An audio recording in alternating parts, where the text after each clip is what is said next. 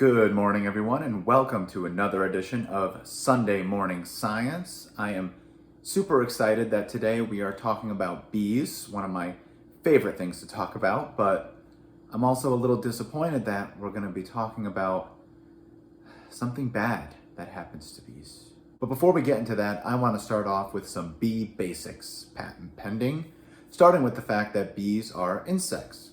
They have 6 legs, 4 wings, and their closest relatives are wasps and ants. Another important thing to know about bees is that they're incredibly diverse. There are 20,000 different bee species that live across the world on every single continent except for Antarctica, and critically, less than 25% of those bee species are the social bees that we often think of when we think about bees, like honeybees and bumblebees. That means more than 75% of bee species out there in the world are solitary.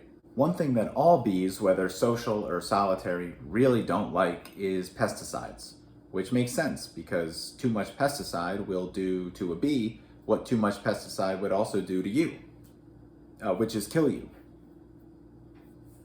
Also, one thing that all bees like is the musical stylings of Bruce Springsteen. Even beyond just outright killing bees, there are tons of sublethal effects that have been documented in bees caused by pesticides, even low levels of pesticides.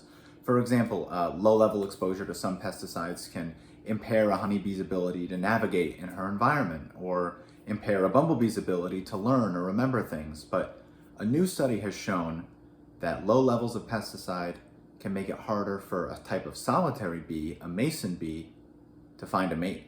To put it bluntly, exposure to a fungicide called Indar 5EW makes male mason bees of the species Osmia cornuta ugly to the females.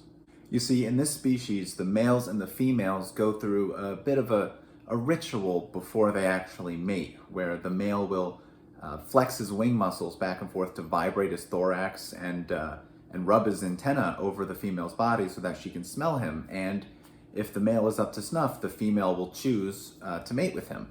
This fungicide had previously been classified as a low toxicity pesticide because it doesn't actually kill the bees all that often. But this study found that it does mess with both aspects of the male-female pre-mating ritual. It messes up the vibrations and it messes with the smell of the male bees.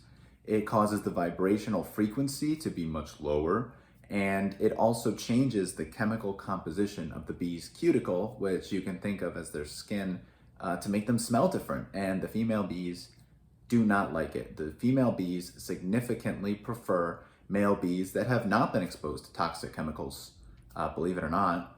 Now, this study didn't actually test to see if this fungicide is causing population declines of this bee, but it points out kind of the obvious, which is it very well could. If it's making the females not want to mate with the males, that will eventually lead to population declines. And there's not really a whole lot we know about how pesticides influence bee mating behavior, partially because there's still a lot of things we don't know about bee mating behavior at all, like even the basics, because it's very hard to observe in the wild. Now, I think it's great that researchers are finally looking at how pesticides influence these aspects of bee behavior, especially for solitary bees who often don't get a lot of attention. But another part of me also thinks that we've already seen enough. We know that we need to take more action to regulate and legislate pesticides or move to alternative forms of pest control that don't involve spraying toxic chemicals into the air and onto our crops. Now, I know this episode is a bit of a downer, and so I wanted to end with something you can do to help the solitary bees, and that is you can give them a place to live. You can let them move into your apartment, let them move into your house. You know, they'll split the rent with you. They're very responsible in that way. But okay, if you don't want to do that, you can also make or buy nesting habitats like this one, set them up outside in your yard, and tons of solitary bees will be happy to move in. Thank you for choosing to spend this time with me. If you liked learning about this fascinating bit of science, this important bit of science, I'm going to encourage you to smash that like button, smash that subscribe button, smash your computer, smash all your technology, move into the woods, and never speak to another human again. except for me. Thanks, and I'll see you next week.